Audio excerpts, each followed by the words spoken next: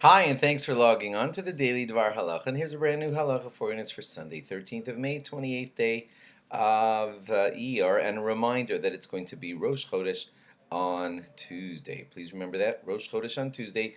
And that leads up to the last 6 or so days before Shavuos.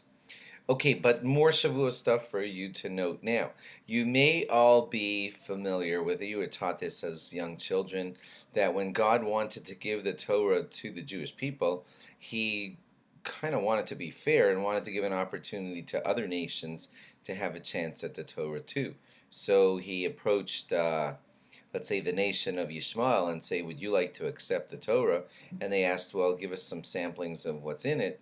And God felt that that was a bit of a constricting attitude, like, "Oh, let me hear about it, and I'll let you know if I'm interested in." So He said, "Well, I can mention stuff that I know will be difficult for you." And He mentions the mitzvah of not stealing, and they're like, "Well, that's pretty much difficult for us to keep because that goes against our nature. Never mind, we're not interested."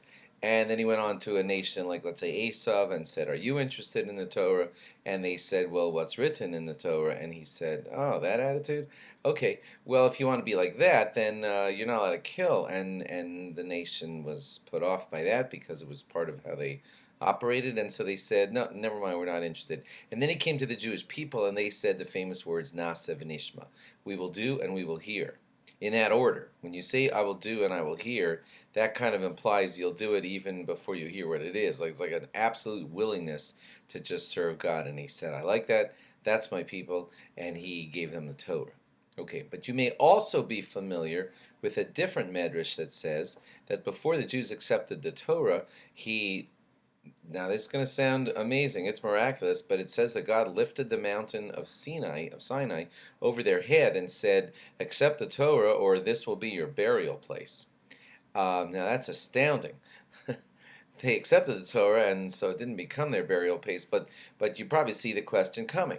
On the one hand, the Jews showed a wonderful willingness to accept the Torah, and then after they showed that wonderful willingness to accept the Torah, God says, "Okay, if you accept the Torah, then you'll be fine, and if you don't accept the Torah, you'll be buried here." So why would it be like that? They just said they want it, and then you force them into it. And I heard a beautiful answer, and it is this.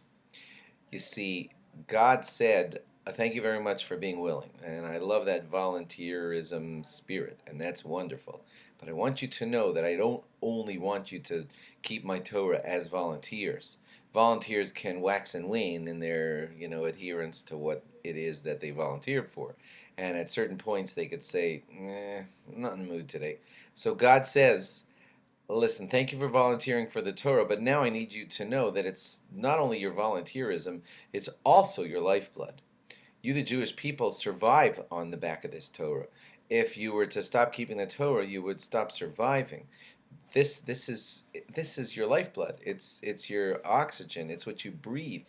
So that's why He put the mountain over their head. He said, "It's good that you showed volunteerism, and I want that, but I also want you to do the Torah daily as a feeling that it is my lifeblood." And when you do it as with both that volunteerism and also that feeling that it's my lifeblood, then you're really, really adhering to Torah the way God wants it. And that's why He put the mountain over their head. Thanks for logging on, and do log on again tomorrow for more. Bye-bye, and don't forget Rosh Chodesh, Monday night into Tuesday. That'll be the first day of the month of Sivan.